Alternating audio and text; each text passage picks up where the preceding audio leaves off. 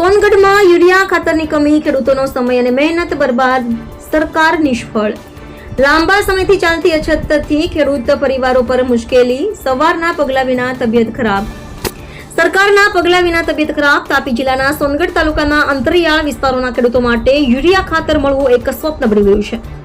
ખેડૂતોએ સવારે વહેલી સાથે કડક ગરમી અને ભૂખમર્યા યુરિયા ખાતર માટે લાંબી લાઈનમાં ઉભા રહેવું પડે છે, પરંતુ અનેક વખત ખાતર ના મળવાને કારણે તેઓ નિરાશ થઈ રહ્યા છે.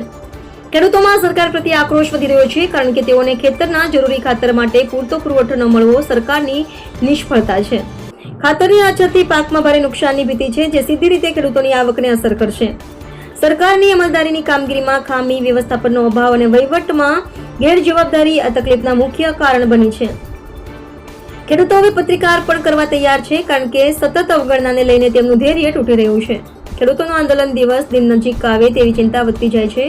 જો તાત્કાલિક અને અસરકારક પગલાં ન લેવાય તો આ ક્ષેત્રના ખેડૂતો વધુ મુશ્કેલીમાં પડી શકે છે. રિપોર્ટર હાર્દિક જોશી, સોનગઢ.